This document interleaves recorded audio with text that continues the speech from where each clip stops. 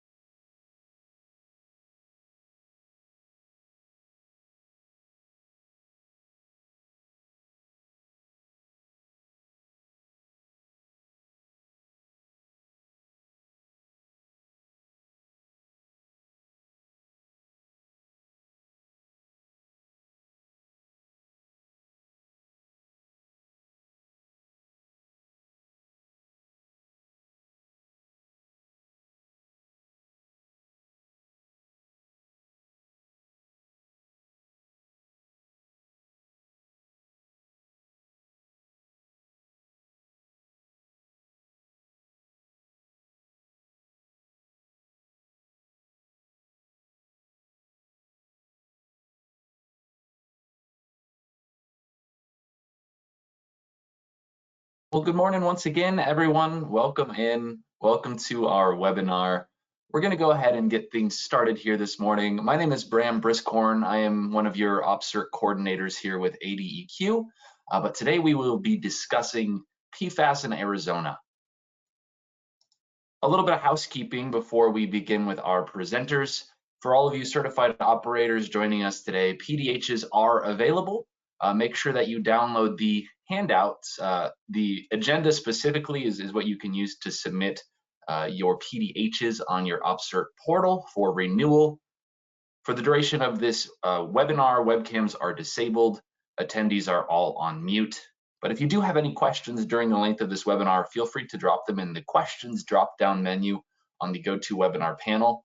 We will have some time to address those questions and more at the end of the webinar.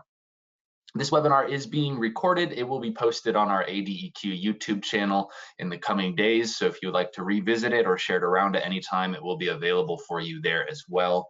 And in the event you're not seeing the handouts drop down, that should have the agenda. You should have copies of all of the PowerPoints, all the presentations that we'll be seeing today. I will also be emailing out a share file, which is just a digital file that will have copies of those presentations as well. Before we begin, just a couple notes for certified operators. Those of you who are certified operators joining us today, a couple reminders requesting that you're checking your portal accounts regularly. Don't wait for renewal, but check them periodically. Make sure you know your effective and expiration dates for all of your certifications so that you don't run into any last-minute problems.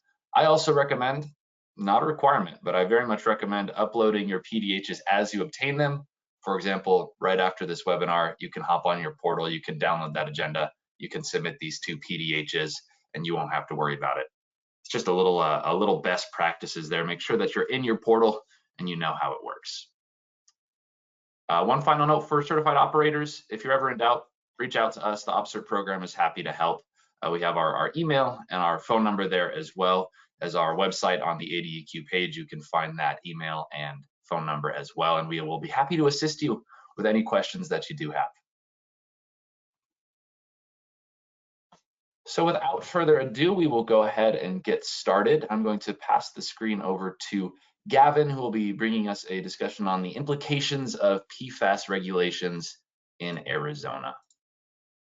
Gavin, feel free to unmute, and you should have screen control now.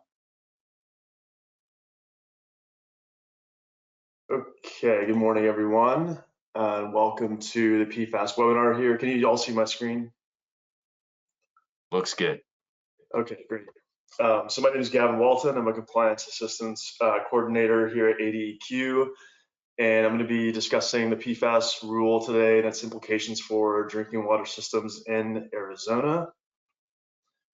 Just to give you a quick outline, I'm going to go over PFAS as a contaminant, and then go talk about the sampling and monitoring that ADEQ is doing in the state for PFAS. And then the majority, obviously, the presentation is going to be dedicated to the rule itself, the requirements, and how we implement it to have drinking water systems set their monitoring schedules. I'm assuming all of you know a little bit about PFAS, otherwise you wouldn't be here, but just to give you a brief background, these are a class of chemicals. They're synthetic chemicals that you find in various applications. They are basically made up of a chain of carbon atoms that have fluorine bonds and fluorine atoms on them. This is why they're called, excuse me, per and polyfluoroalkyl substances. And this bond is incredibly strong, which lends itself to its applications in waterproofing and nonstick cookware. You know, it has a lot of good applications, but also it persists in the environment for a very long time, and that's why they're called forever chemicals. Due to their persistence, they tend to bioaccumulate in organisms as well, in living tissue, and this poses some health risks, and this is why the EPA is concerned and why ADEQ is concerned about PFAS in our environment. So here's just an overview of kind of like the life cycle of PFAS in the environment. So we have it in our homes, you know, it's in our furniture, it's in our apparel, our clothing. These end up in our waste stream, that ends up in our landfills, that eventually leach into wastewater treatment plants. And this discharge and runoff goes into our waters, our surface water and groundwater. You can see the firefighting foam there. That is just basically just gets washed off into stormwater. All this ends up in our water tables and our groundwater, which of course goes into our drinking water systems. And this is, you know, the main concern for, and the main route of PFAS into our bodies. So, you know, why should we care about PFAS, and why is it such a big deal? You know, there are a lot of various health issues related to it. A lot of epidemiological studies have shown that that is linked to higher rates of cholesterol, changes in liver function. You know, for pregnant women, there's going to be lower birth weights or premature birth, high blood pressure, and just a whole host of various health issues and poor health outcomes for people that are exposed to PFAS. And also, there is some research that shows that it is a carcinogen. It's been linked to kidney and various other cancers. So, you know, overall, PFAS is an emerging contaminant. It is something that we really, as ADEQ, are trying to take a spearhead monitoring in Arizona because of its public health issues. So what are we doing in Arizona as far as monitoring and sampling? Well, for PFAS, we have to go all the way back to the UCMR rule. This was set by the EPA, promulgated in the 1990s. Essentially, it's asking drinking water systems to monitor for contaminants that are not yet regulated. Every 5 years, they set a new list of contaminants. It's roughly 30. And any water system that serves more than 10,000 people is required to test for these unregulated contaminants. The UCMR rule is, you know, it helps the EPA to monitor unregulated contaminants and to judge whether they are of public health concern and if they should be regulated in the future. There are two iterations that we're concerned with here. It's UCMR 3 and UCMR 5. UCMR 3 had roughly 30 contaminants that included 6 of the PFAS compounds. And this is when we first started to see PFAS crop up in drinking water in Arizona. The testing period was between January 2013 and December of 2015. And we looked at water systems serving more than 10,000 people. And at that time, there were 82 water systems that had 6 detections of PFAS compounds. And these were regulated compounds. Sorry, excuse me, the currently regulated compounds of PFAS. And that, that water was being served to around 6 million people. So it's quite a lot. UCMR 5, on the other hand, is currently happening right now. It started in January of 2023 and it ends in December of next year. This one is requiring water systems that serve more than 3,300 people to partake in sampling. In the state of Arizona, that is going to be 150 water systems. In total, we have around 1,500. So it's only 10% of the total water systems in the state, but that represents around 7 million people being served drinking water. So it is around 90% of the population, excuse me, and it's a significant portion of the state. So that's why we're concerned with UCMR 5 and monitoring these water systems. So far, we've tested 98 systems. 31 of these have had detections for PFAS and 67 have shown non-detect. Moving on to the ADEQ, the targeted screening we started in 2018. This was prompted because of the UCMR 3 rule and because we saw PFAS at that time. The sampling took place for a few months in 2018 from January to April, and we found 12 new detections of PFAS.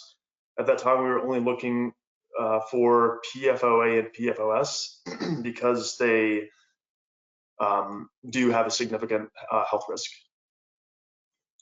And now in our current phase from 2023 to the present, we are looking at smaller drinking water systems and doing a lot of sampling thanks to funding from the Water Infrastructure Finance Authority.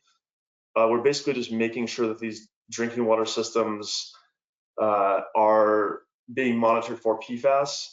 And I should point out that these are not being sampled or monitored under UCMR 5. So they are smaller drinking water systems, disadvantaged systems. We're just helping them to meet the initial monitoring requirements for the PFAS rule. So the two methods that we use for sample analysis from the EPA, these are the two only certified methods for compliance: method 537.1 version 2 and method 533. My method 533, as you can see on the list there, analyzes for more PFAS, but they're typically going to be short chain PFAS. 537.1 version 2 is going to look at longer chain PFAS. Of course, there is some lab overlap there. And I should point out that version 2 is the only accepted method. In the past, they had 537.1 modified version or version 1. Those are currently not accepted by the EPA or ADEQ for compliance purposes. This is just a brief overview of where we are at with our PFAS sampling in phase 2. As you can see, around 82% of systems are showing non-detect, which is great. Detections mean any sort of PFAS coming in above the trigger level, so that's all non-detect. 12% have PFAS that is above the MCL, and we're working with these systems to help them bring those levels down througtrtreatment or mitigation. And 6% of systems in the state have PFAS that is above the trigger level but below the MCL. Here's just a great resource that we have on our website for PFAS. You can look at different drinking water systems in the state. You just follow that QR code there, click on any of those highlighted circles, and you can see the latest analytical results for that system. So now I'm going to get into the PFAS rule and what it means. It's the most exciting part of the presentation, I promise. So what is the PFAS rule exactly laying out for water systems to do? It's requiring them to, 1, conduct initial and ongoing compliance for 6 regulated PFAS compounds. It's also helping them to find solutions to reduce their PFAS levels if they have an MCL exceedance or if they violate the MCL level. And then lastly, it's requiring systems to inform the public of their regulated PFAS levels in the water, in their drinking water, as well as if there's a case of an MCL exceedance. And this is done through either a Tier 3 public notice or the Consumer Confidence Report. So here's the list of the actual 6 regulated PFAS, and this was finalized in April of this year. As you can see, we have PFOA and PFOS. They have an MCL that's lower. It's around 4 parts per trillion. And then PFHXS, what we call Gen X chemicals. It's a lot easier to say than HFPODA. PFNA, these are all set at 10 parts per trillion. And then down at the bottom, we have what they call the hazard index chemicals. So these are going to be any of these 3 from above, PFHXS, Gen X, or PFNA, as well as PFBS. And PFBS does not have an MCL, but with the hazard index chemicals, they have to be in combination with each other with of at least 2 of these chemicals or more. So if you have PFNA by itself, you're just going to look over to the MCL 10 parts per trillion here. If you have PFNA and Gen X, then you consider them as hazard index, and there's a whole formula that I'll talk about here in a little bit with regards to that. The MCL goal over here, it essentially is just a non-enforceable health standard. PFOA and PFOS, they try to get it down to 0 for the goal. And this is based on the latest science that shows that there's really not any healthy level of exposure to these 2 PFAS compounds. In reality, it's very difficult to set it at 0, so they set it as low as they could, which was 4 parts per trillion. One important note is that for compliance purposes, and when you're trying to figure out your running annual average, for PFOA and PFOS, the EPA is requiring that you round 2 significant figures. So in this example, we have a result of 4.02. That's going to round down to 4.0, and then that would be considered to be in compliance. 4.05 is going to round up to 4.1, so that would be an MCL exceedance in that case. PFNA, PFHXS, and the Gen X chemicals all round to 1 significant figure. So in this example, 14.9 is going to round down to 10, and then 15.0 rounds up to 20. It's quite a wide range.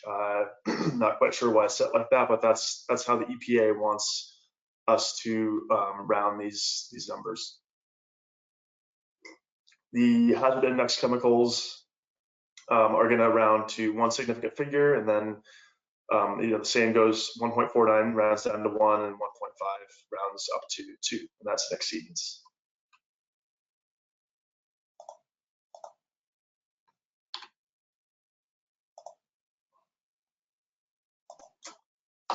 Okay, so the hazard index chemicals, there's a formula for this. Basically, you take the concentration in parts per trillion of at least 2 of these, and then the denominator down there is the health-based water concentration. So you divide by the denominator, add all these up, and you get what's called the hazard index value. So in this example, we have a system that is on a quarterly monitoring schedule for hazard index chemicals. Let's walk you through example 1. This is 1 quarter. Gen X, we had non-detect. PFBS, 200 parts per trillion. PFNA came in at 4 parts per trillion, and PFHXS, 4 parts per trillion as well. Run it through the formula, and it spits out 0.9. For quarters 2, 3, and 4, we get 3, 1, and 2. You add all these up together in your running annual average, and you get 1.725. Remember, we have to round to 1 significant figure. That's going to round up to 2, and that is a MCL exceedance for hazard index PFAS. Another important note, is the trigger level that has been set by the EPA. You know, trigger levels are typically half of the MCL. So as you can see here, you know, 2, 2, 5, 5, 5, and 0.5 for all the PFAS in the hazard index. You know, in determining compliance, anything below those trigger levels is going to be considered as a non-detect. We also have the PQL, which is the practical quantitation level, and this is related to essentially like the minimum detection level in laboratory analysis. The only time this really comes into play is when we are determining compliance with the MCL. So during initial monitoring, excuse me, the PQL is not going to you know, be of concern during compliance and further on. I'll talk about that later, but essentially anything below the PQL is going to be considered as 0 in the RA calculation for compliance. So here's the time frame for water systems. So it was promulgated in 2024, April 26. So 3 years later, we need all water systems to meet initial monitoring requirements. 3 years following that point, so from 2027 to 2029, the results of all initial monitoring should be included in your CCRs, in your water quality reports to your customers. Regular monitoring for compliance must begin. This is after April 26, 2027, and the results of all compliance monitoring must be included in your CCRs. If you miss testing and monitoring for PFAS, you need to submit a public notice, a tier 3 public notice, and this is when you know, monitoring and testing violations begin. Starting in 2029, all systems must comply with the MCLs, and the public notice for any MCL violation begins at this time. So here's some other monitoring requirements to take note of. Systems must take all their samples at the EPDS during your normal operating conditions. That's important. It has to be in the EPDS. No other entry point, no other sampling point is allowed. If a system draws water from more than one source and the sources are combined before distribution, the system must then sample at an EPDS during periods of representative operating conditions. Consecutive system interconnections are not considered as an entry point. So if you only get your water from a consecutive connection, then you're not subject to the PFAS rule. Lastly, transient non-community water systems are not required to comply with this rule. So for the initial monitoring requirements, so up until that point, 2027, April 26th, we need to set schedules for water systems based on the type of source water they have. So the EPA is requiring that all surface water systems monitor 4 consecutive quarters within a 12-month period. They call them quarters, but basically we need samples to be taken 2 to 4 months apart, but it has to be within 1 calendar year. The same is going to go for groundwater systems serving more than 10,000 people. They're also on that 4 consecutive quarter schedule. And then groundwater systems serving less than 10,000 people are going to be on a biennial schedule, so 2 samples within a 12-month period, taken 5 to 7 months apart. It's important to note that if a system is using both groundwater and surface water, then they are going to be subject to that surface water monitoring schedule. So to help fulfill that initial monitoring requirement, we are allowing, and the EPA is allowing, systems to use previously acquired data. The caveat is that there's some requirements that we need to be met. The data needs to be analyzed using only those 2 methods I talked about earlier, method 533 or 537.1 version 2. And the data has to have been collected on or after January 1st of 2019. And otherwise has to meet those requirements I just talked about with the 2 to 4 months apart for quarterly schedules, or 5 to 7 months apart for a biennial schedule. If it meets all of those, then it's acceptable as previously acquired data. If a system has multiple years of data, the most recent data needs to be used. Data has to be reported to a level no greater than the MCLs. So if the system wants to use supplemental data for reduced monitoring, it has to be reported down to the trigger level. And data collected on or after June 25th, 2024 must be reported down to all rule trigger levels. So for that supplemental data, for surface water systems and groundwater systems serving more than 10,000 people, they need to collect in a calendar year 1 sample in each quarter that was not represented. I'll get to that in a little bit. For groundwater systems serving less than 10,000 people, they need to collect 1 sample in the month that was not represented, 5 to 7 months apart from that sample they collected. So here's just a brief example of how a groundwater system that serves more than 10,000 people can use previously acquired data under UCMR 5. So as you can see, they have 2 samples that were collected under UCMR 5 in 2023 and 2024. They have Q3 and Q1 taken care of. So within 1 calendar year in 2025, they need to collect 2 more samples. Basically, they just need to fill in those 2 quarters, Q4 and Q2, and that will fulfill their initial monitoring requirements. So to go from initial monitoring to ongoing compliance monitoring, we have 3 different schedules for your ongoing compliance monitoring. We have quarterly, which is a default schedule, annual, and then triennial, which is reduced monitoring.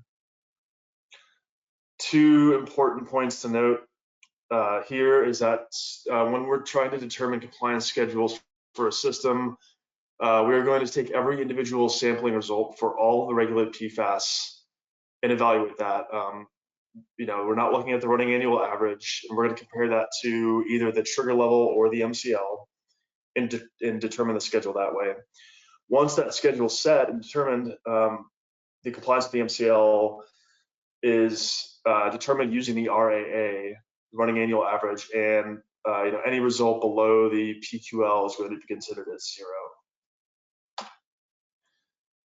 So here's a breakdown of the different schedules and the conditions that systems need to meet to be placed onto each schedule. So like I said, quarterly is your default schedule. To get here, essentially, if you have any regulated PFAS concentration that is at or above the trigger level during initial monitoring, you'll be placed on the quarterly schedule. A system that is on triennial monitoring that has a result above the trigger level will be placed on the quarterly monitoring, and a system that is on annual monitoring that has a result above the MCL is going to be placed on the quarterly monitoring. So essentially, it's just the starting point for all compliance monitoring.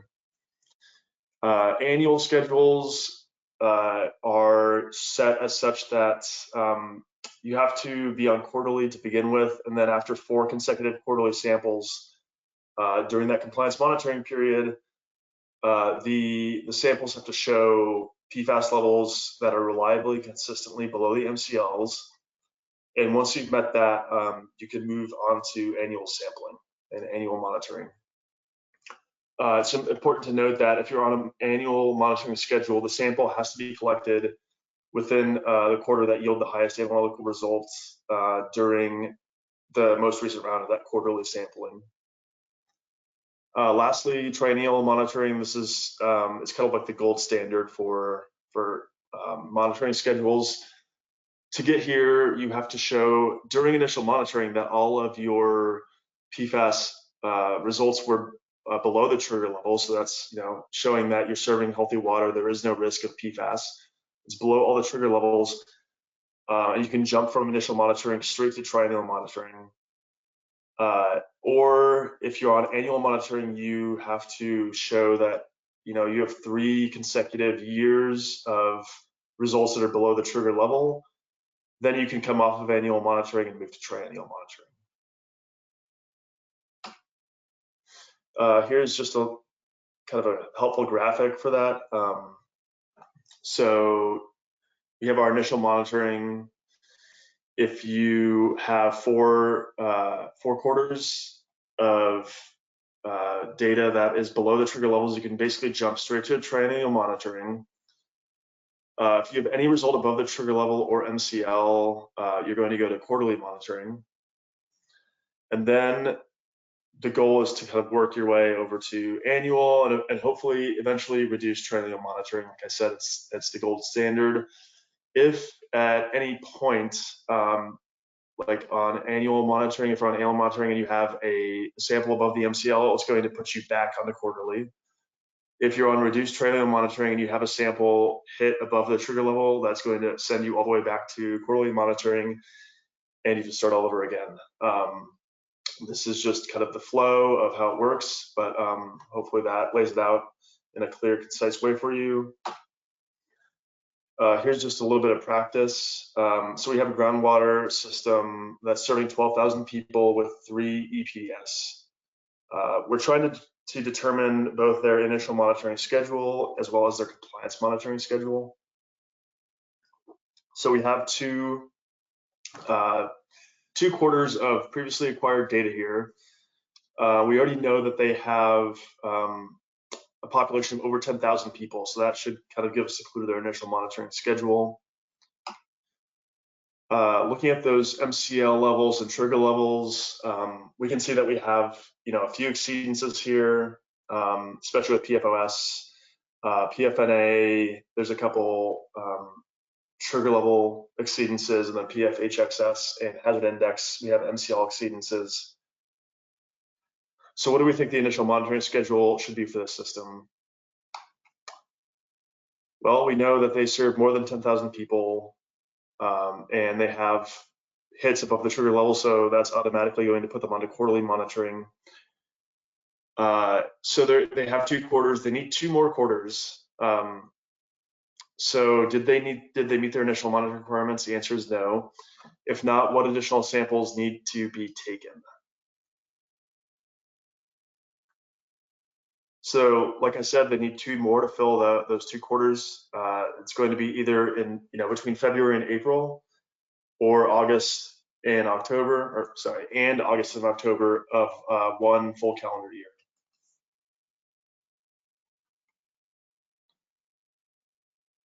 And coming off of an initial monitoring and moving on to their compliance monitoring schedule, they're going to be put onto a quarterly compliance schedule because of those MCL exceedances and trigger level hits. And that'll do it for me. Hope you all enjoyed the presentation, and hopefully I cleared up some questions that you had. If you have any at the end, we're going to have around 15 minutes of Q&A time, and I'll be happy to answer any questions you have. With that, I want to pass it off to Hannah and Austin to talk about the ADEQ PFAS sampling project.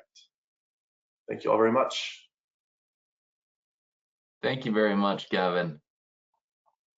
I will pass the controls, as Gavin said, over to Hannah and Austin. I do see there were a couple questions in the questions drop down, but I see Sarah was able to answer those. So thank you, Sarah. Feel free to keep adding questions to that questions box, but any we don't get to during the presentations, as Gavin said, we will address at the end. We'll have some time for Q&A. Austin, I should have sent screen control to you so you and Hannah can unmute and take it away.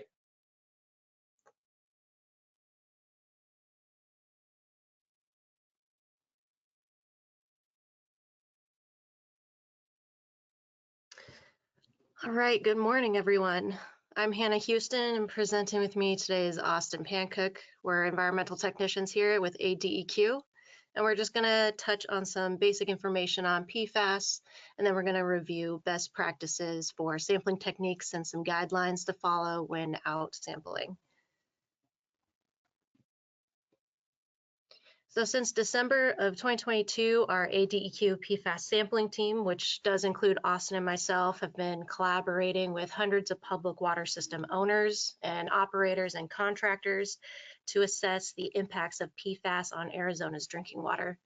And to date, we have sampled over 700 water systems statewide. So PFAS, or per and polyfluoroalkyl substances, as Gavin mentioned, are a class of synthetic chemicals that were developed in the 1940s.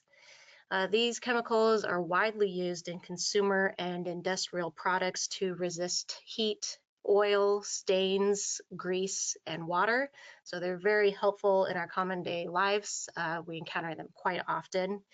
Some of these examples are food wrappers from fast food restaurants, coated packaging.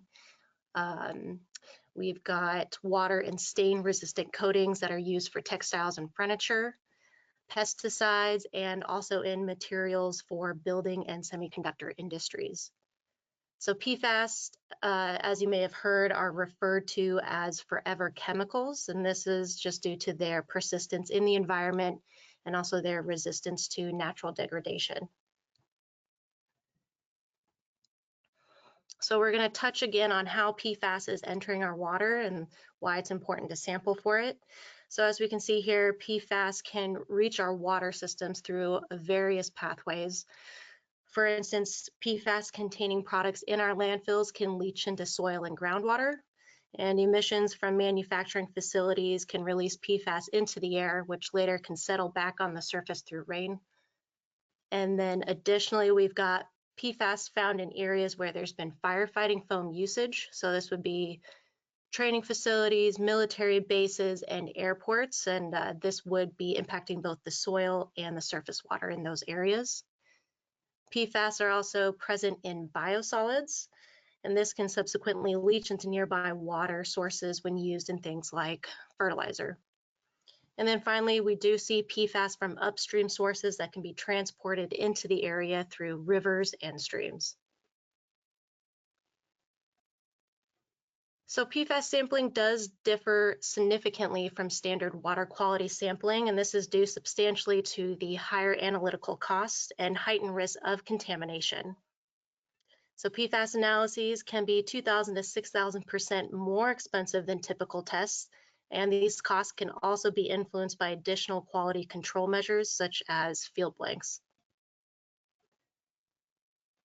Detections are analyzed in parts per trillion, or PPT, and to put that into perspective, it's roughly equivalent to a single drop of ink in 20 Olympic-sized swimming pools. So this does amplify the potential for environmental and sampler contamination, given the ubiquity of PFAS in our everyday products. So here we have this graph again showing all the PFAS in each of the methods. So there's going to be two analytical methods that the EPA has approved for testing PFAS in drinking water: method 537.1 version 2 and method 533. And both assess the 6 EPA regulated compounds: PFOA, PFOS, PFNA, PFHXS, and GenX chemicals. In addition, in total, these methods cover the 29 PFAS compounds, with 14 of those compounds being tested in both of those methods. So some of the key differences between those two methods would be the hold times and the preservatives. Method 537.1 version 2 requires Trisma preservative and has a hold time of 14 days, while method 533 uses ammonium acetate and has a hold time of 28 days. And both of these methods do require a field blank with the corresponding preservative to ensure the data integrity, but it's not mandatory to use both of these methods when sampling, but if you do, it does provide a QA/QC, and it could reduce the need for possible resampling or the risk of unreliable data. So now I'm going to turn it over to Austin. He's going to go more in depth on the sampling techniques and guidelines to follow. All right, thank you, Hannah. PFAS sampling is something that not many have experience doing. We're glad to have the opportunity to share our experience here with PFAS sampling and talk about the nuances compared to other types of sampling. This slide provides an overview of things to consider when collecting a PFAS sample. We'll go into further detail on each of these points in the next few slides. But when you're in the field collecting PFAS samples, Just ensure you are adhering to the standard operating procedures, trainings, and checklists provided in this presentation. Our SOPs for each method can be provided upon request. Just reach out via email and we can share them with you. We use sample bottles provided by a third-party lab. As you can see, these kits come with a field blank, 2 grab sample bottles, a set of nitrile gloves, and a bag for storage and transportation. A complete and accurate chain of custody must be submitted for every sample delivered to the lab. So since we're talking about parts per trillion with PFAS analysis, cross-contamination is a big concern. We just want to ensure we are not bringing anything into the field that could impact the sample. This is just a list of prohibited and acceptable items to bring with you in the field when collecting PFAS samples. It's pulled directly from our standard operating procedures and should be consulted before going into the field, just to ensure you are not bringing a potential contaminant to the sample site. We'll go into more detail on field equipment, field clothing, and PPE in the next few slides. But just moving down the list to sample containers. Sample containers will not be an issue if you use the kits provided by our third-party lab. DPE or glass containers and Teflon lined caps are prohibited, but HDPE or polypropylene containers and unlined polypropylene caps are acceptable. For rain events, avoid using any waterproof or water-resistant materials. In the case you have a gazebo to protect you from the rain, only touch or move it prior to and following sampling activities. For equipment decontamination, avoid using any disinfectants, but if necessary, Alkanox or Liquinox and potable water from a municipal drinking water supply are acceptable, but just try to avoid using water from an on-site well.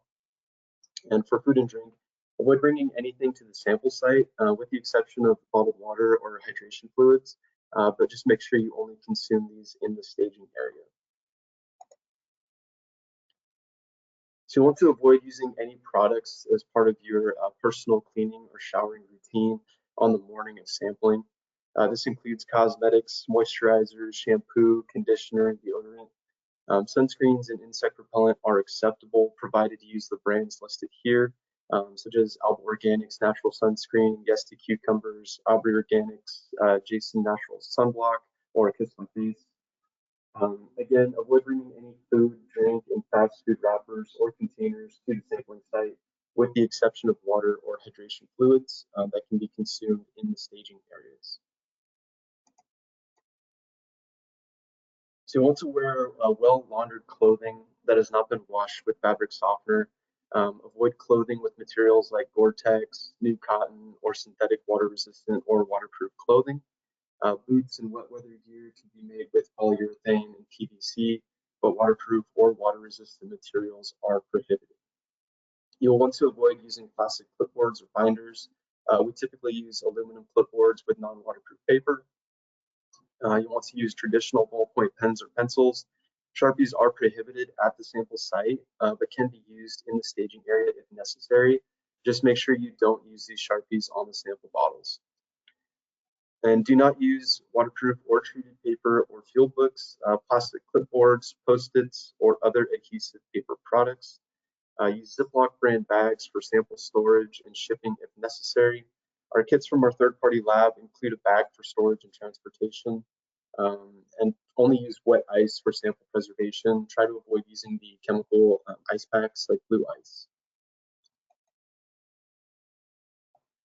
So these are the methods that the EPA has approved for PFAS sampling in drinking water. Method 533 uses ammonium acetate as a preservative, and method 537.1 uses Trisma as a preservative.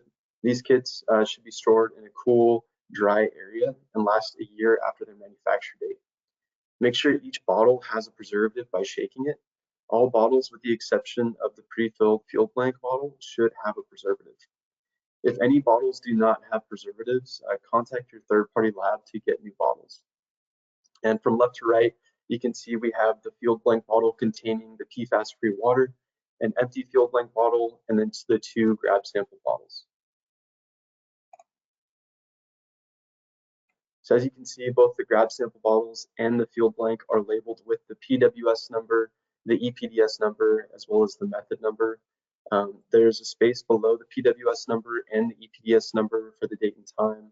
The date and time will be completed at the sample site. And as always, just ensure all information on your bottles matches exactly to what's on the chain of custody. And this is the chain of custody form that we use. We found it useful to fill out as much information on the chain as possible prior to sampling. Make sure to fill out all appropriate client information that pertains to your system. And then moving from left to right, you'll want to add your PWS number.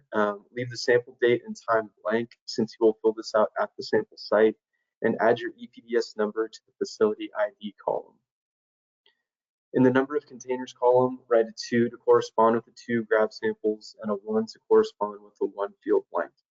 Under requested analysis, record the method you are using and your method field blank. Record an X to correlate the number of containers to the requested analysis, and make sure you write hold under the lab number column in the row of your field blank. Field blanks only need to be analyzed when grab samples have a detection. Adding holds to the field blanks will prevent unnecessary analysis costs. And finally, make sure the relinquished and samples received by sections are completed whenever samples are being transferred into someone else's possession. Next, we'll talk about the sample location. The EPA requires these samples to be collected at the EPDS, or the entry point to the distribution system. Entry point or EPDSs can look very different as seen in these photos. If your system does not have a tag, we'll discuss how to find the EPDS in the next slide. So if you're unsure where your EPDS is, just think about the flow of your system. Identify where your facilities are, like your well, your storage, or your treatment.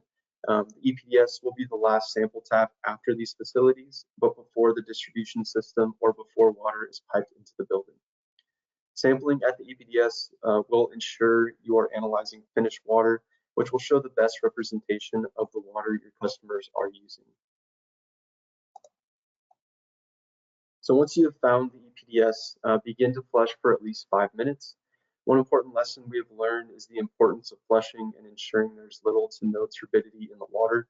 Turbidity in the sample can impact the equipment the lab uses to analyze the samples. So if you notice the water is cloudy or dark in color, just continue to flush until the water is clear. If you fill a sample bottle and notice sediment sinking to the bottom, make sure you discard that sample bottle and get a new bottle and then collect a new sample.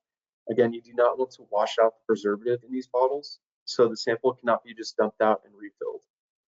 It is better to take the time to collect a quality sample.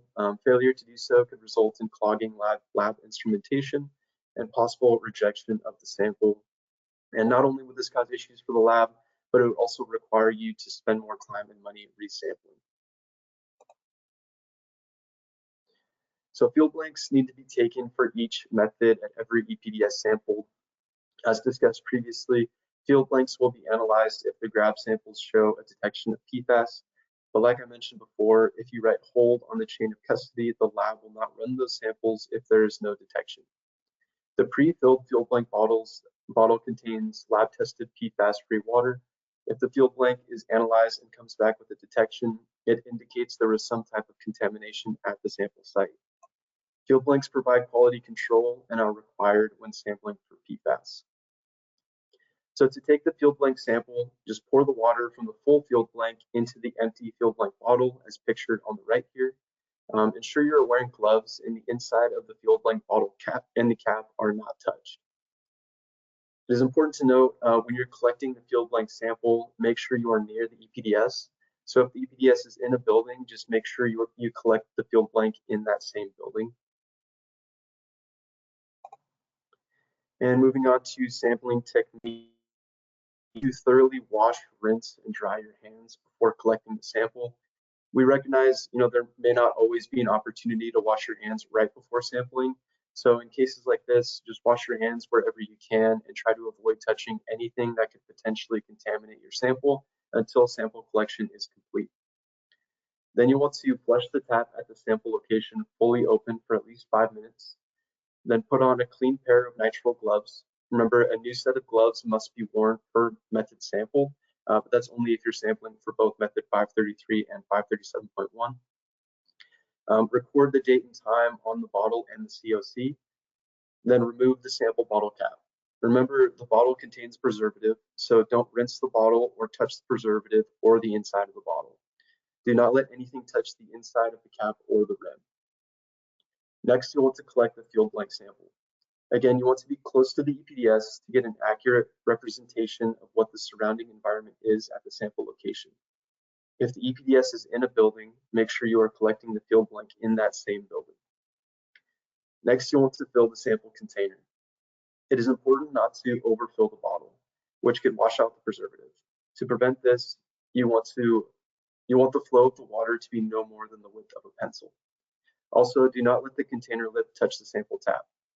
As you can see here in the photo to the right, the sampler has a pencil-thin flow rate and is holding the bottle close enough to the sample tap so there's no backsplash, but far enough away so the bottle lip does not touch the tap. Then once the sample is collected, gently agitate the bottle after the cap is firmly secured.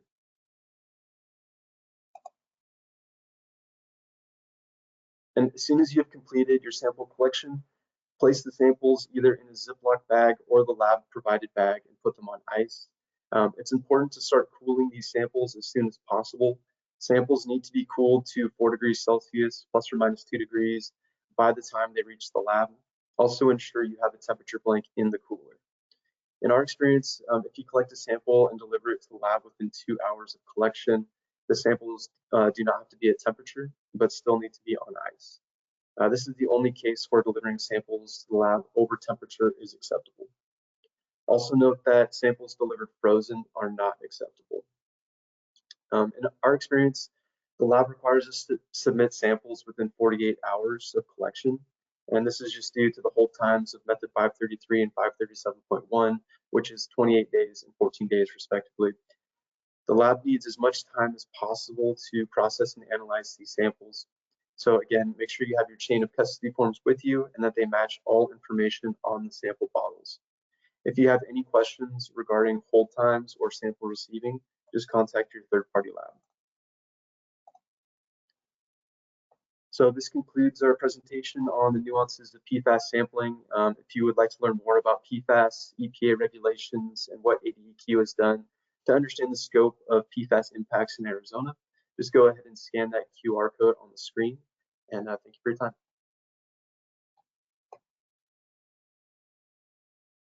Awesome. Thank you, Austin. Thank you, Hannah. Thank you for the presentation. As a reminder, certified operators, download the agenda. That's how you'll get your PDHs in your portal. But everyone else, feel free to download the agenda as well. We do have email contacts for all of our presenters today if you would like to follow up with any questions that you don't have right now at the moment. We still have the questions drop-down box there. Feel free to keep adding your questions there. I will pass the screen over now to Yasmina. We have one last presentation this morning looking at PFAS decision trees. So Yasmina, feel free to unmute. You should have control of the screen now.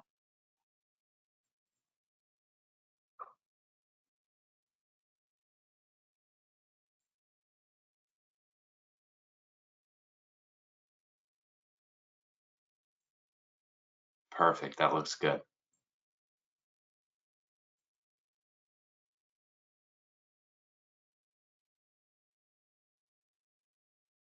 If you are talking, Yasmina, we can't hear you just yet. I see you are unmuted.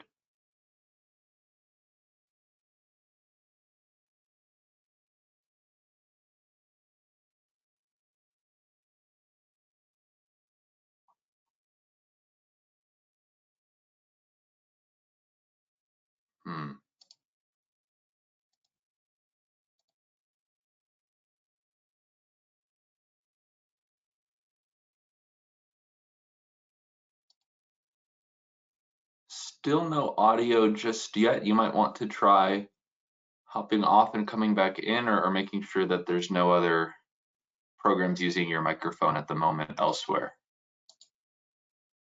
We do have a couple of questions that we can answer while we're waiting for Yasmina. Yeah, perfect. Okay. That will work. There's a question here regarding the tape between pipes for Austin and Hannah, if we should be concerned about the tape between pipes.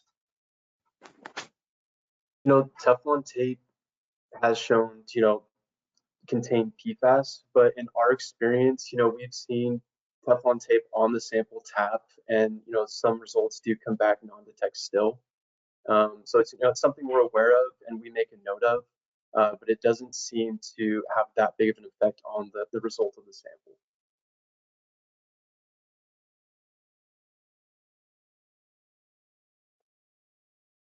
Oh, I'm back.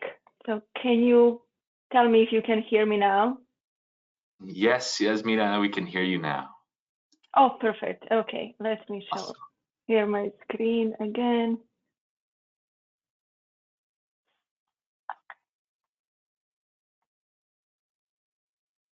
And thank you, Austin. We will have some more time for questions at the end, but I will pass it officially over to Yasmina. Thanks, Yasmina. Okay, perfect. So my name is Yasmina Markovsky, and I'm senior engineer with the drinking water section. Today, I will talk about decision trees, which is a tool whose purpose is to help you choose between non-treatment and different treatment alternatives when it comes to mitigation of PFAS in your specific system. So I will be talking about why and how this tool was created. Then I will cover inputs that you need in order to run this tool. And then how you analyze with the end goal in mind, and basically cover both non-treatment, treatment, but also simultaneous compliance with this tool. I will eventually summarize key takeaways from decision trees, but also talk about current and announced future ADQ support activities around the PFAS. So let's get started. First, why and how tool was created. I always like to start with problem identification, because where you have a problem, there is a need, and with need identified, you actually know what has to be done. So let's start with the permitting goals. If you have a PFAS project, that means that you are faced with complexity of PFAS contamination, that you have challenging treatment goals, and you have existing knowledge gaps. So on the other side, you start there, but there is a minimum design criteria which you have to satisfy, which means that you have to understand PFAS contamination and background water quality. You have to test performance of selected technology and operational parameters, and then you have to predict the impact of treated water quality on existing water infrastructure elements. And eventually, you have to have idea how you're going to manage residuals in line with the specific regulations. So this all is important, because all of this is needed to bring systems in long-term and simultaneous compliance, because what we all want is some kind of resilient solution. So if you go a step deeper now, you will find that we have 6 permitting steps, and they're defined in this order. So first, you have to do sampling and analysis of water quality parameters. And the purpose of this first step is really to determine PFAS speciation and interferences, but also to go beyond that and to understand all the variations that you may have in your system. After you're done with the step 1, you should go and do preliminary design. Preliminary design means that you are supposed to select technology type that is most suitable for systems need. And when we say systems need, that means you have your goal, but you also have specific technical, managerial, and financial capacity. When you are done with step 2, you go on step 3 and you do technology evaluation. And the purpose of this is to select optimal media and operational parameters. After all these 3 steps, you go on step 4, which is approval to construct. So that's actually the first time when you submit this ATC application to ADEQ, and the point of this step is to get approval to permit the final design and start your installation. After that, step 5 is to basically do the startup. And with this step, you are supposed to confirm treatment suitability in regards to approved design. Finally, step number 6 is approval of construction, so-called AOC, and that's another step when you come to ADEQ, and you need this approval in order to start serving PFAS treated water. And that all sounds great and straightforward, but when you look at the applications, you realize that the majority of projects actually have deficiencies in the first 3 steps. So these first 3 steps, they happen before you come to ADEQ, but it's actually, they're needed in order to come to ADEQ and to apply for that approval to construct. So when it comes to available support and program specifics, specific programs available for PFAS, we have sampling on one side, and that means UCMR 5, and also in Arizona, we have state sampling. But on the other side, we also have funds for mitigation. So this is what is available. But the question is this enough for implementation? How to bridge these 2 available programs and support, and at the same time avoid mistakes in 3 steps that I showed in the previous slide. In other words, like when you get PFAS exceedance, what do you do next in order to get funds and start building your mitigation without deficiencies? Well, this is where the gap is. And simple manifestation of this gap is common question that we hear from public water systems. Basically, when they see PFAS exceedances, they come to us and say, okay, now what? So this issue exists regardless of system size. In Arizona, we have about 12% of public water system, or specifically 115, regulated by PFAS rule that will need some kind of mitigation. Of those 115, 90, or basically large majority, are small systems, and they serve less than 3,300 people. And this is where this gap becomes even bigger. And that's because these small systems, they have a limited TMF capacity. And although ADEQ offers technical assistance, after all, it's really public water systems decision what is going to be done. So systems have to commit to that decision. So in other words, I mean, smaller the system, bigger the PFAS issue is. And that's why we actually did this guidance to help closing this huge gap. And this is the approach we took. So it's very important to define the purpose, whatever you do. In this case, we said we are doing this guidance in order to assist public water utilities. We want to assist them in making informed decisions about most suitable mitigation strategy. After the purpose, the question was, who is our audience? So this can be very wide, and I have to tell you, like, whatever we say, it will always be some other side saying, well, why you didn't direct this towards us? But in this case, we said we are talking to engineers who will assist utilities decision makers. And this is very important because for all of these projects, you have to have engineer, and eventually the engineer is the one who is submitting these projects for approval.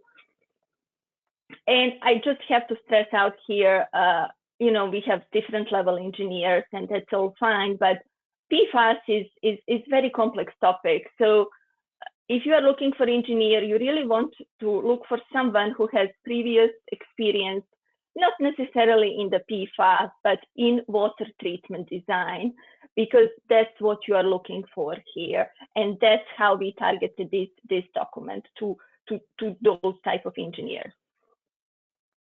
Third question was, you know, how we are going to like structure this document, in what form it's going to be.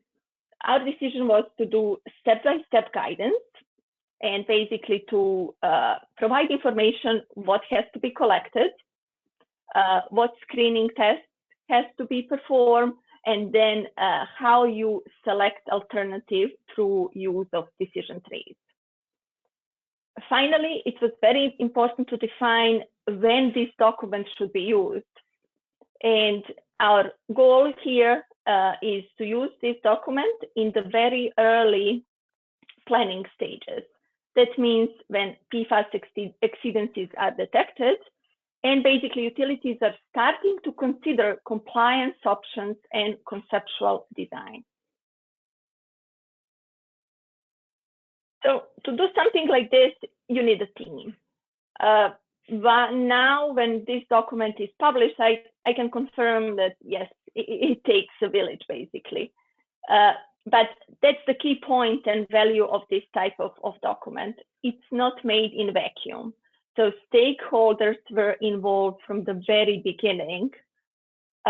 So when I say stakeholders, that means that we had multiple people from state government, then federal government, specifically EPA or the office help us here.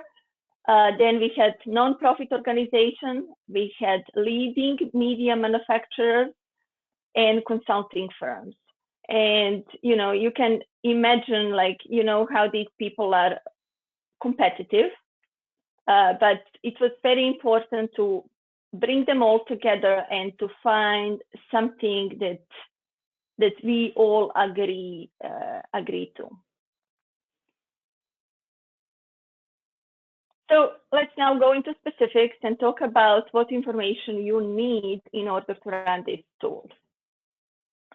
So to do any kind of design, you need information and data. There is nothing new about it.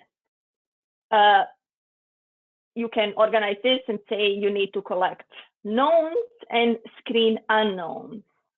So when it comes to PFAS, what are knowns? So you basically have to understand your system and what do you want to achieve. So that basically means define your treatment goals. Define your non-treatment goals, because maybe you have more than the PFAS in your system, and maybe you want to treat more than the PFAS. So the approach will be very different. Think about your water demands. Like, it's not only like, what do you need today? Maybe you are planning future growth. Maybe your demand varies throughout the season. So it's very important to define worst case scenario. And then when you're talking about demand, you also have to think about your water supply. What do you have? What you don't have? Then what's your footprint? Like, how much space you have? What kind of equipment you can put there? Labor commitment. What level of operator you have? What can you afford? Then are you ready to lose some water? You will have some waste streams. You have to be very specific. How much can you afford to lose?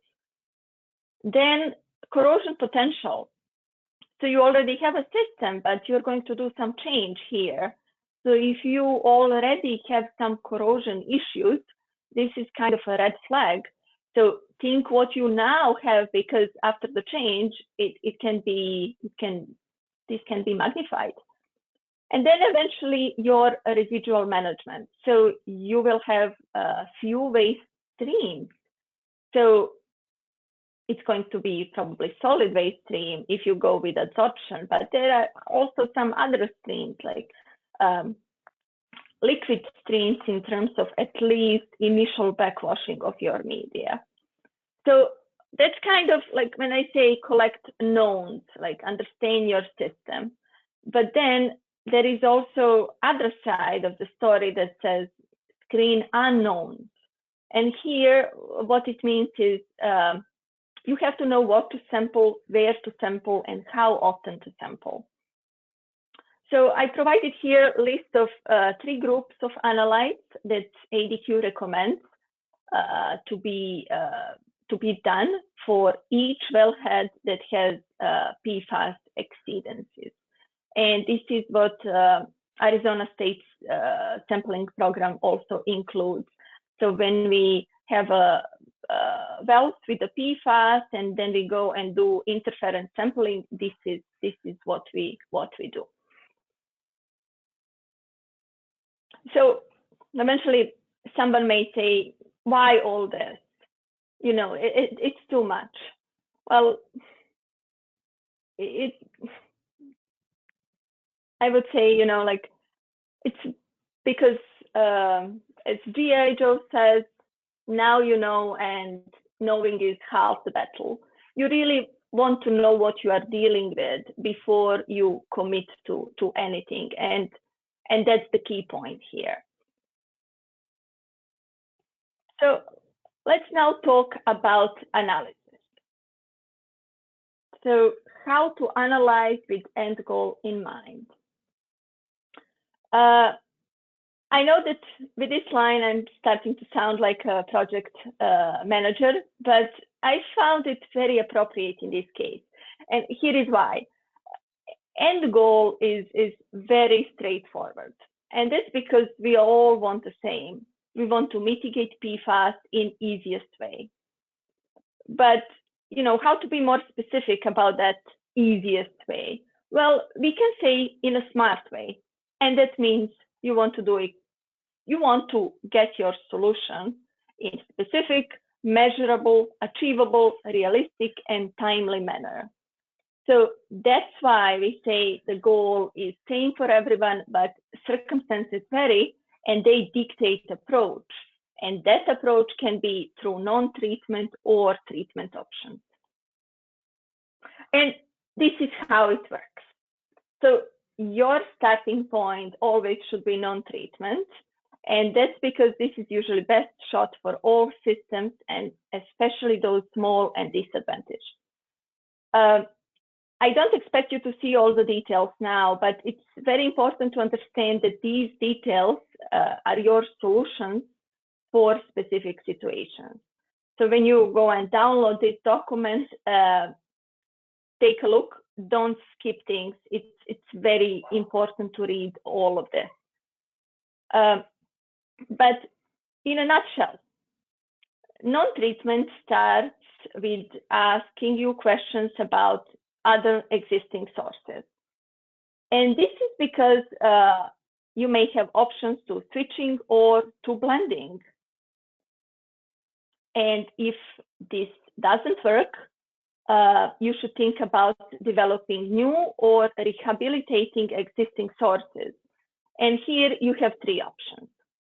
So first, you should start with the option that says connecting to nearby system. And this is something that, you know, it's usually opposed by systems, and it's probably because of water rights. But we had few successes so far, and I just want to share that, you know, like water rights are one thing, but eventually when you put everything on the paper, when you consider what you have to do, like, are you going to do the treatment yourself, or if you have potential to connect to nearby system, are you going to do that? it's really like that techno-economic analysis. It takes a lot to run treatment yourself. And then when you put that, like what it takes, but also how much it costs, I have to tell you that systems are happy eventually to connect with that nearby system if it's available. Unfortunately, that's not the option that is available for everybody. So if you are looking for new source, basically that means that you will be drilling a new well. And then if it comes to that, it's important to understand that you have to try to understand source of your contamination, because the last thing that you want is to drill a new well and have that well again contaminated. So if you are thinking about drilling a new well, then you probably need to do hydrogeologic study. Then eventually, third option here is to rehabilitate or modify your source. And that really means you want to understand where your contamination is coming from, and you want to isolate that area. There are a few options here.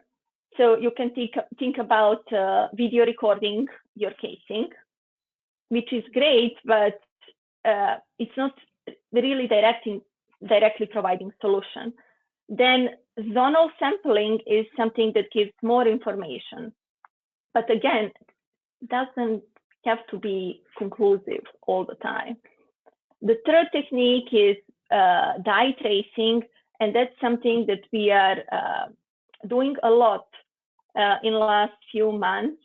But technique itself is very promising, but there are also a lot of issues here, especially if you have very small producer. If you're having a well, let's say with 20 GPM, you really have to think about, like this equipment, like and everything. So it can be so small, and these wells can be so old that even the equipment can get stuck, things break. So the idea itself is great, it's very promising, but it doesn't mean that will bring you solutions that you are looking for. So all non-treatment options lead you to simultaneous compliance, and I will talk later about that. And eventually, if non-treatment doesn't work for you, you will be guided to treatment options. And before I jump on treatment, here are a few basics incorporated in treatment trees that I wanted to cover before we go with that. First, I want to say that trees are focused on best available technology, and that's because this is your safest choice. Safest choice because these are the most reliable alternatives that have already demonstrated full-scale efficiency in the field. And then it's important to understand that PFAS is not a traditional contaminant. So you really want to avoid backwashing here. And the only way to do that is to have pre-treatment to manage that fouling. Then think about competition. PFAS is PPT contaminant. So basically, everything in higher concentration is competing with the PFAS. So it can be TFC, it can be anions. All of this is affecting media lifetime, and PFAS is basically losing this battle because it's in very, very low concentration, which is 3-6 orders of magnitude lower. And then the next line is actually also about that. So it's trace contaminant. So it's not just that it's losing and all of this is affecting media lifetime, but PFAS can be pushed out by other competitors. And that's why you need lead leg. You need at least 2 vessels to manage these issues. But that brings you to that point when you have to have enough footprint. So this might be very specific site limitation that you have to have in mind. Then thinking about pilot testing, I want to say that jumping into pilot testing is not ideal approach. And that's because pilot testing is timely and costly, and there is potential for big mistakes. So it doesn't mean don't do pilot testing, but do these decision trees, do all of these prep before you go into that testing phase. And then eventually think about residual streams. If you know that you cannot afford some residual stream from some specific technology, then there is no need to consider that. There is no need to test for that. Let's see how all of that is organized in the decision tree. So first, we are going on general treatment selection, which purpose is to indicate potentially more suitable treatment alternatives based on general questions. Here is what it means. You are firstly asked about oxidation at the source, and that's because not all treatment technologies are compatible with oxidants. Based on your answer, potential issues will be identified and options to solve them will be addressed. So point of questions is not to stop you, but provide solutions. Provide solutions how you bypass issues that you have. So next question is about fouling.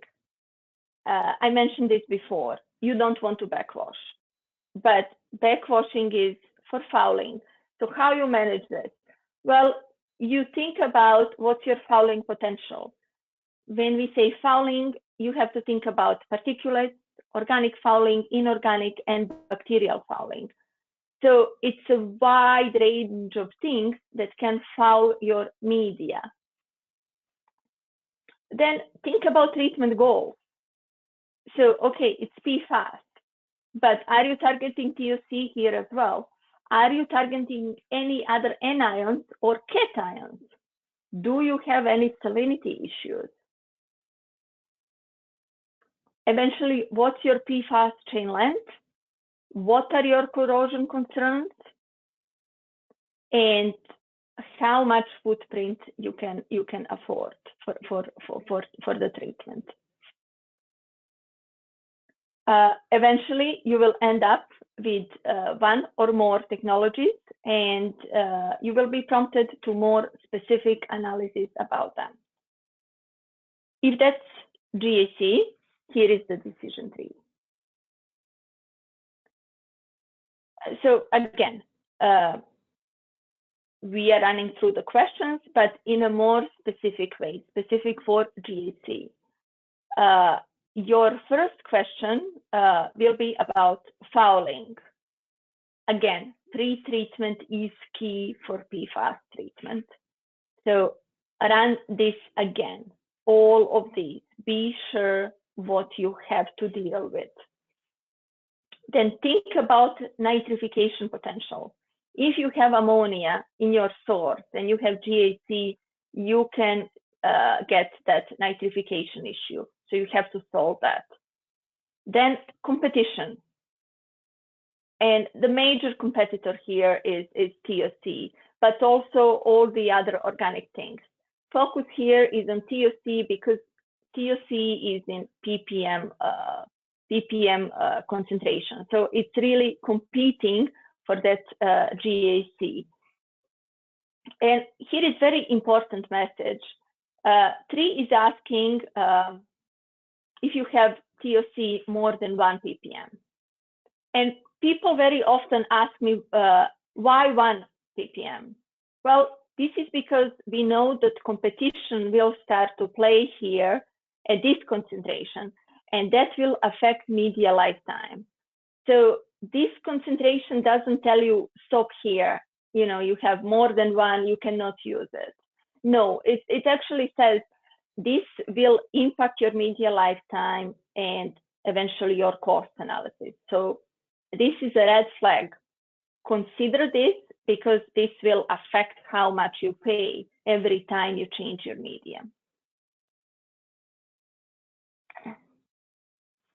So finally, each tree leads to treatment evaluation. And this is because these trees are offering you preliminary screening, but you still need to get more specific about treatment performance. And you do that through treatment evaluation, through treatment testing. There is also simultaneous compliance to check. And it's basically telling you how this PFAS solution may affect other processes and rules. Here is ion exchange treatment tree. And again, it starts with fouling concerns. Then it's going to oxidant sensitivity. And this is because ion exchange is polymer-based media. So you don't want to have any kind of oxidant in contact with your ion exchange. If you do, this will degrade your ion exchange, but it will also make a byproduct, which is called nitrosamine. So be sure that you check for this. There are solutions provided here, but you have to avoid having any oxidant in contact with your ion exchange. When it comes to competition, now we are talking more about anions, so they are competing more here. With GAC, we had organics and TOC. Here we have anions such as nitrates and sulfates.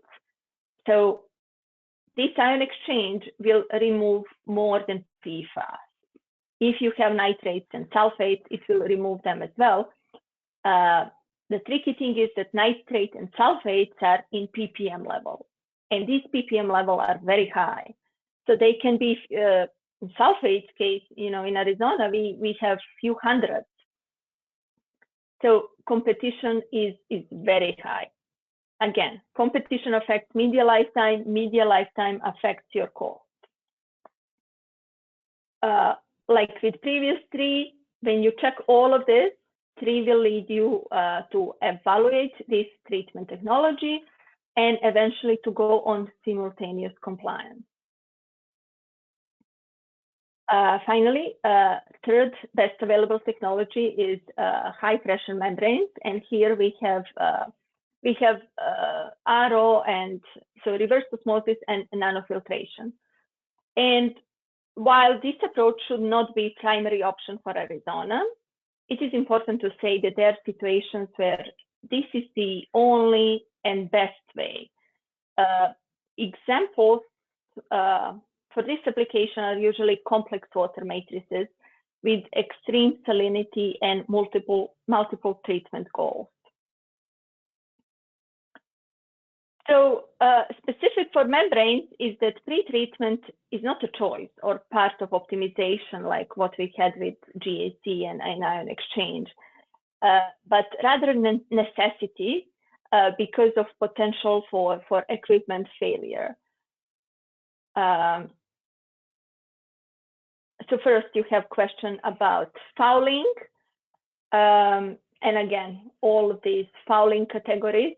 And then let's see, before I go on the next one, I want to say that fouling characterization is not only a matter of raw water here, but also recycled streams, because this is what you have with high recovery membrane processes.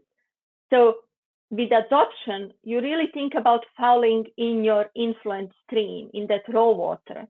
But here, you also have to think about these for that stream that you are going to recycle to get that high efficiency recovery. So it's more into that. Then you will think about oxidant sensitivity, because polymers are again basis of these membranes. So you have to be sure that you protect membrane from degradation.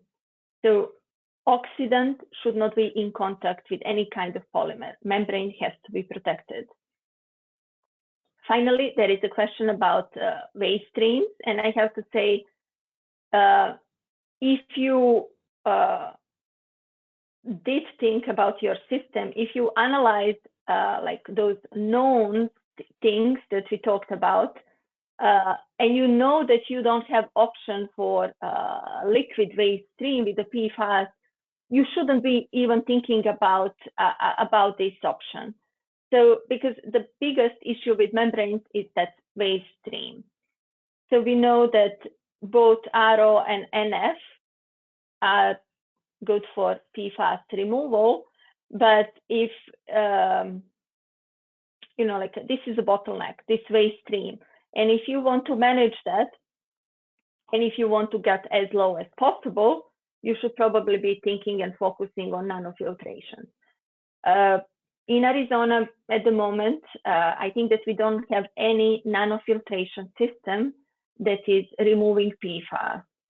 I only heard about one system in Alaska, but I don't have any specific information about that. Again, after you run all of these questions, you will be directed to simultaneous compliance. And let me tell you now about simultaneous compliance 3. So here is official definition coming from EPA. What does it mean?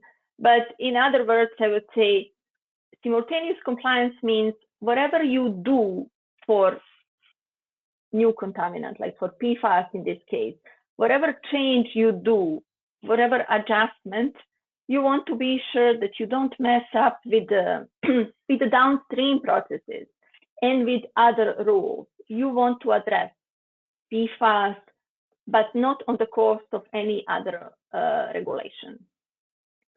And in this case, the simultaneous compliance 3 is focusing on corrosion control and bacterial control.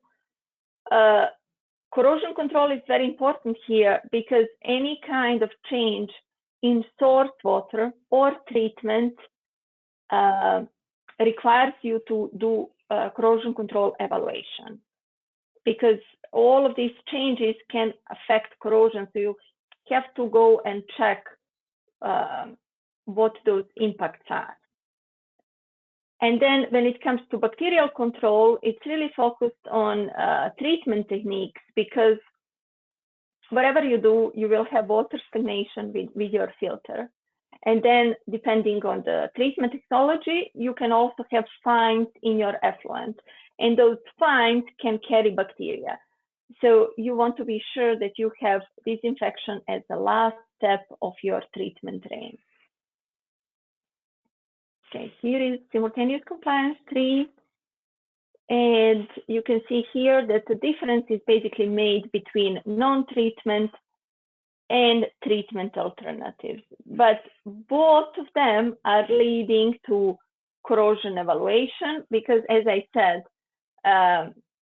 corrosion rule says if you have any kind of source change or treatment change, you have to go and check for this. And then eventually treatment will lead you to post-disinfection. And if you didn't have disinfection before in your system, you should also know that after adding one, you should go and check corrosion control evaluation. You should do that evaluation, because any kind of disinfection is changing oxidation potential of water. And with that different oxidation potential, they're concerned about corrosion. So I will now go and summarize key takeaways from decision 3. First, I would like to say that selection of best PFAS mitigation is utility specific. So there is many factors to consider here, and it's more than media lifetime. So if your neighbor has one type of treatment, don't think that that's your best option. It's okay to consider that, but this is really utility specific. Before you jump into treatment, consider non-treatment. That's your starting point. And that's really priority to be explored for small and disadvantaged systems, because that's the easiest way to address it. If you really have to do treatment, I have to say it's not easy to do it, but yes, you can achieve that. If I was asked about like one major thing that makes PFAS treatment different than any other treatment, I would say in this case, don't forget about pre-treatment. It's essential here, and it's probably required. I didn't see any PFAS treatment going without pre-treatment. So don't forget about that. Then when it comes to technology evaluation, it is critical for decision making. But don't run into that. Do all of these kind of analysis, known, unknowns, focus on your water quality parameters, run decision trees. All of that will help you to make that technology evaluation protocol. You really, when you come to that evaluation point, you want to know what to do and how to do that in an easiest way. You don't want to allow mistakes here because they're costing time, they're costing money. Then collaboration. Collaboration is very important here. And I would say, I mean, there are 4 major parties when I say collaboration here. It doesn't mean it's limited to 4, but at least I see like 4 major ones. So you will have utility that has PFAS and seeking for solution. Utility will have engineer, and the sooner you get engineer, the better it is. Because the engineer is the one that is going to make this connection. Engineer will start working with vendor, getting their support, and then also before applying for anything, you know, from ADQ, that engineer definitely can come to us and, you know, clarify all kind of requirements, you know, get answers on all the questions. But we want to see clear expectations from utility, involvement of engineer, vendors and manufacturers are there to provide support. So use that. And then eventually what we are trying to do here as a regulator is to provide transparent expectations. Because if you know what you are looking for, it should be much easier for you to do that and for us also to permit your solution. Then examination is cheapest way. It's basically spend now to save later. Analyze what you need, what you have, what you want. Try to be specific. Think about your advantages, but also your limitations. The more you know, the easier it will be for you to make this decision. Don't forget about cost analysis. That's basically required for decision making. I know that most of these things that I was showing you was technical nature, but it's really techno-economical analysis that you have to do. You run all the technical things, but then you connect that with the cost, because that's the only way to make decisions. And then eventually you will come to us to permit your solutions. And that permitting can be straightforward. I really recommend you to follow recommended steps and communicate, you know, schedule pre-application meetings, call, ask, we are here to help. And now I would like to switch to support from ADQ. So this is beyond decision trees, but if you didn't do it already, please get your copy now. Here is a QR code.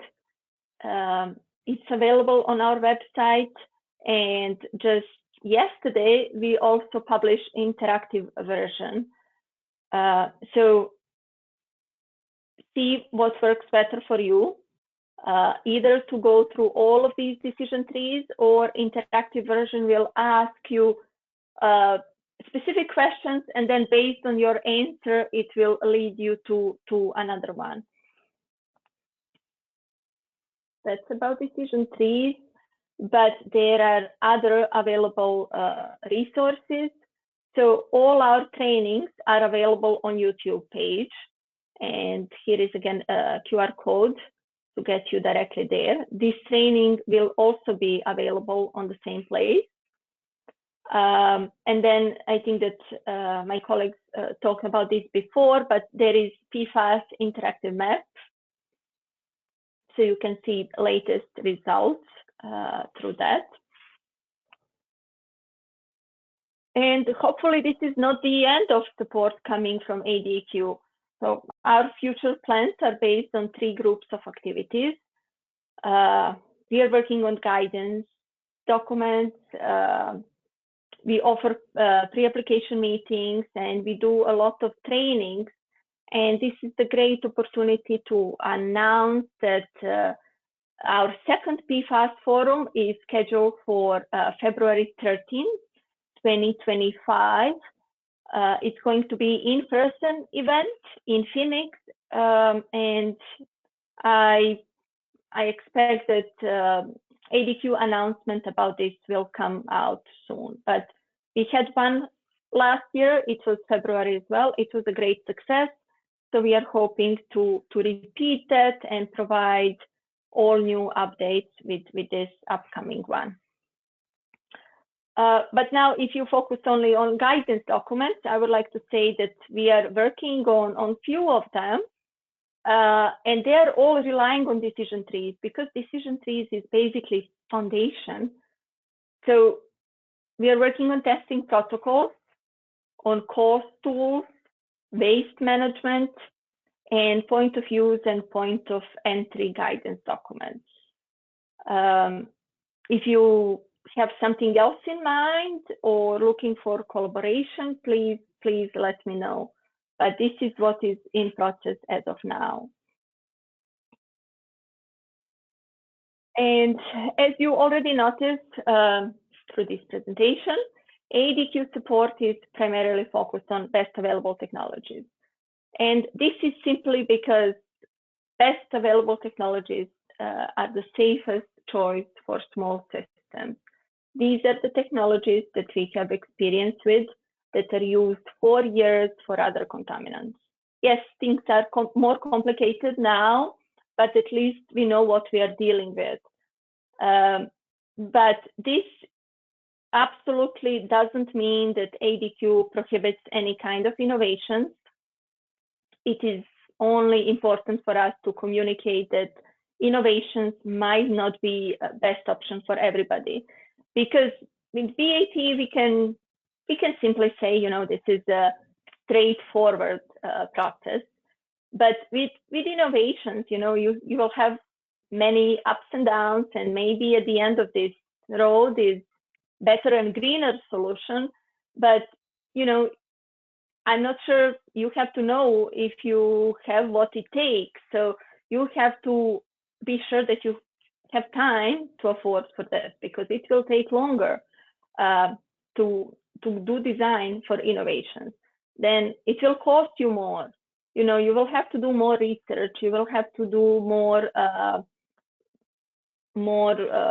testing, and eventually, when you permit that, you will have to train your staff.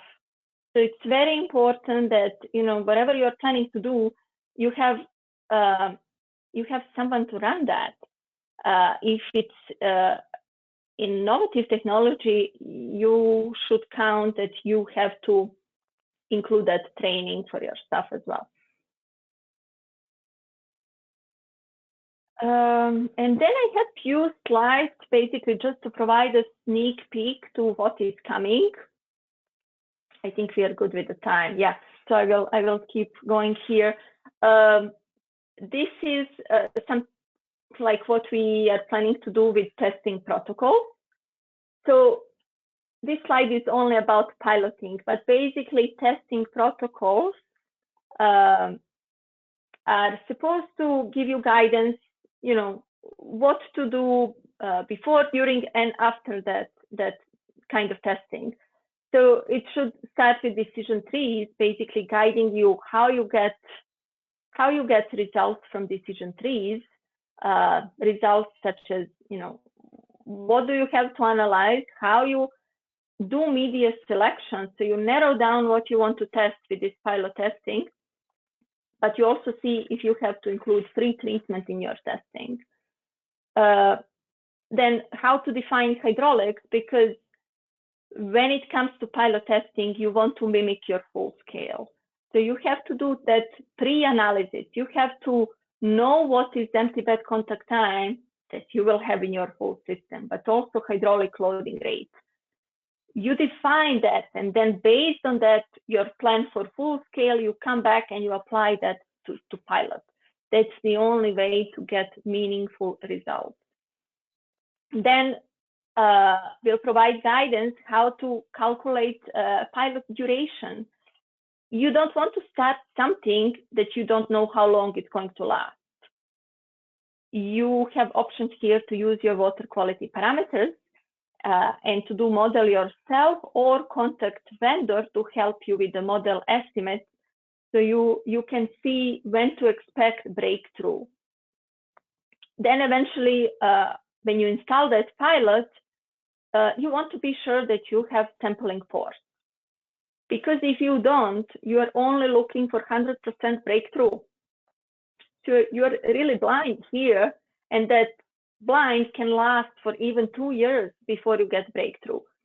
So what we really suggest is to put sampling force on 25% increments, and then this way you can also allow yourself to do so-called accelerated pilot testing, which means if you get a breakthrough at 25% and then you combine that with modeling, you can get projections what will happen with that 100%.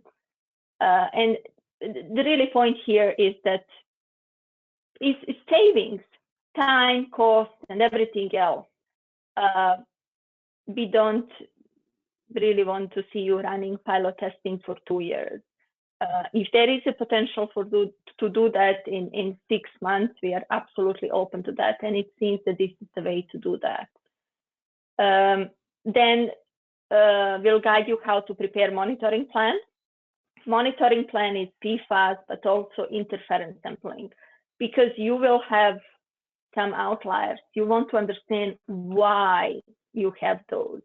You want to know what push for those results. So it is common to do bi-weekly sampling at 25% force. I said you want PFAS and interferences, but you want influent and you want effluent. And probably the most important is you have to align this with budget. You don't want to burn your budget in the first month and have like PFAS non-detect. So it's very important to do planning here. And then I mentioned also before, think about modeling. Modeling can short pilot duration. And I think that my next slide is about modeling. So we also plan to provide guidance here to say what models are available, how you access them. They're free of charge. And as far as I know, EPA is also providing support on how to run these models. But you have to be very specific here. You have to know what's the purpose of the model and how to use it on what stage. The most common mistake is that people think that model can replace testing. No, it cannot. Model can supplement testing, and that's a great combo. But don't think that you can only go and do model yourself, because all the models are about calibration. So you have to put the test data, good test data, which is beyond water quality parameters, in order to get reliable model predictions. So it really comes to you, it comes to your interpretation, but model and testing, pilot testing, when combined, I would say that's a great example of collaboration. Then I mentioned before, the other guidance document that we are working on is point of use, point of entry. And that's the document that should come out soon. I would say, if I have to guess, I would say next 3 months. At least that's my plan. This document is going to be structured in form of frequently asked questions. And the reason for that is basically, like none of us have time. So if you have specific question, you should be able to jump between those questions and get specific answers. This document is going to cover more than PFAS, but it is very important to know that at the moment, point of use and point of entry devices are not recognized as a compliance option for PFAS. And this is not connected with ADQ. This is not like our standpoint. This is basically because there is no NSF certification at the moment that is aligned with the MCL. So what you have on the market is units that are certified for PFAS for the effluent of minimum 20 ppt, and that's 5 times more MCL. We expect that this is going to be solved soon. I know that NSF is working on that, but until then, you can use this for your household, but it cannot be approved as a compliance option. This document also includes examples. So this first one is showing how to search to NSF database. And then the second one is basically pointing out what to look for what information to look for in that database. Like this is what you will get through this NSF website, but this is not going to be enough. That's why it is important to find a claim for that specific unit and model. And this is example of one claim. And we will also explain how to read the claim. And then, this is example of common mistakes. I would say people think when there is an NSF stamp, that's it, that's what you're looking for. No, it's more into that. So there are many NSF certifications, there are many different claims. So we'll try to guide you here and explain meaning of, small letters next to this NSF stamp. But the key point is you want to get the claim. You want to get specific information in order to see what a unit is certified for. And this is the end of my presentation. Thank you for your attention. I think that now it's our time for questions. We are 7 minutes early, but yeah. That is quite all right. Thank you so much, Yasmina. Thank you for the presentation. As Yasmina mentioned, we do have some time for questions. You can take this opportunity to ask any of our presenters any questions that you do have. Take advantage of having these experts here and available if you'd like to drop some questions. And as a reminder, while you're typing some questions in there, all of these presentations, the slides are available for download, whether you're in the handouts section in the GoToWebinar panel. You can download the agenda and all of the presentations and the decision trees from there. Those will also be emailed out later through a share file where you can download all of those presentations as well. And we will have this whole webinar posted up on our ADEQ YouTube channel in the coming days, so you can keep an eye out for that if you'd like to revisit any specifics. I do see one question here so far. Is MAP doing PFAS sampling?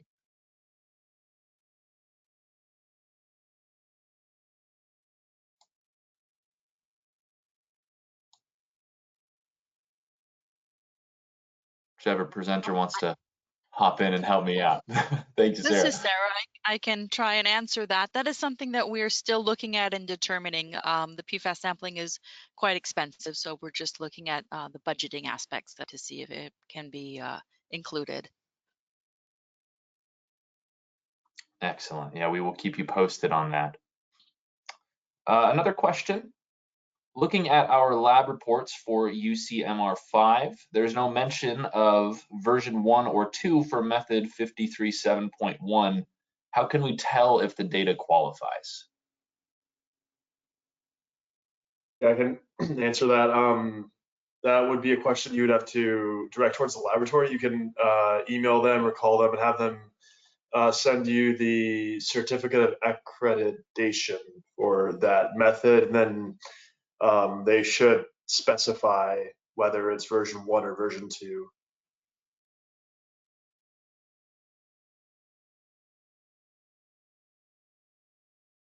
Hope that answers your question. Yeah, thank you, Gavin. If you have any follow-up questions, feel free to drop them. Ted, I'm sure you're not the only one. Sometimes the handout section is missing. So if you're not seeing the handout section, but you do need a copy of the agenda, feel free to leave us your email or shoot us an email. I have the OpCert email up here on the screen now. You can email that and we will send you a copy of the agenda. Another question, is there any guidance for wastewater/reclaim PFAS sampling from ADEQ yet?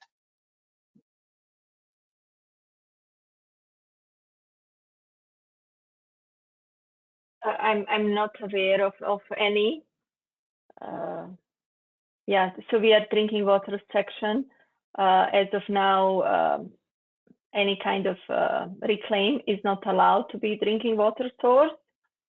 Yeah, so I cannot really speak about that, but not based on my knowledge.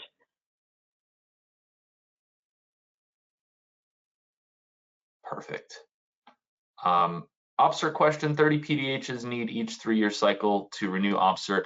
30 PDHs are the requirement for renewals. If you have multiple certifications that have the same window and you collect 30 PDHs that fit for the certification periods for multiple certificates, you can use the same 30 PDHs for all of your certificates for renewal.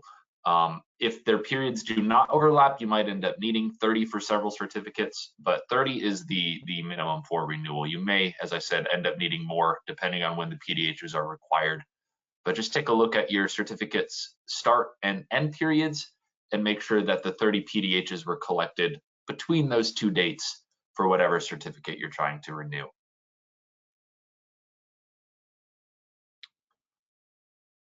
Another question, will PFAS treatment impact AWP systems?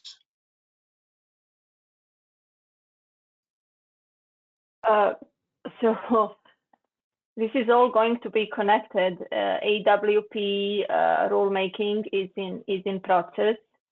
I believe that they covered PFAS issue. Eventually, regardless of source, drinking water will have to meet MCL standards. So I don't know details, but it's possible that this can be addressed either on AWP side or on maybe existing drinking water utility side. But eventually, regardless of source, AWP or not, drinking water will have to meet federal standards.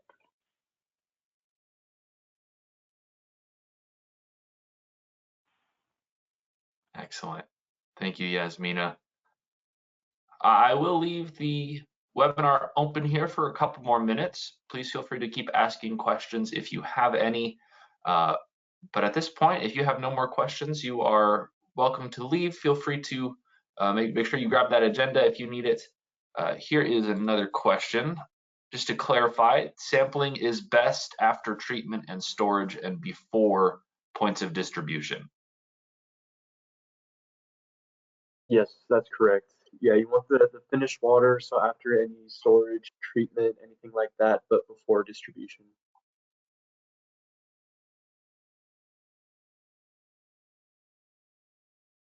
Perfect.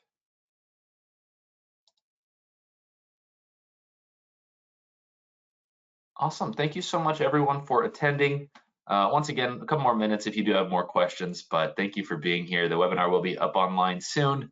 You can check out whatever you need to once again, as well as finding in the agenda those contacts for any of our presenters today, should you think of any other follow-up questions going forth.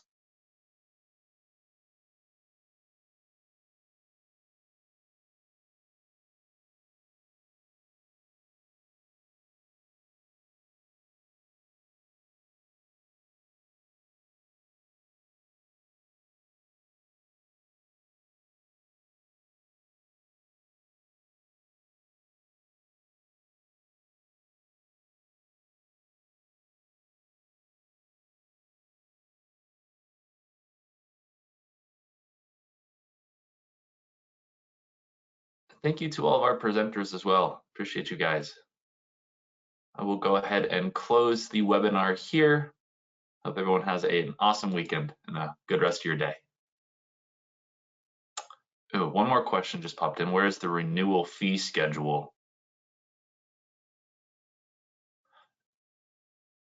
Is that for OpCert? If you check out the ADEQ OpCert page, on our ADEQ website, there's a section for OpCert. We have a section for all of our current fees. I can find for you the current renewal fee in just 1 second. I don't have it at the very top of my head. The current renewal fee is $210 for a certificate, but if you're renewing multiple at a time, it's $210 for the first renewal and $70 for each additional renewal certificate renewed at the same time.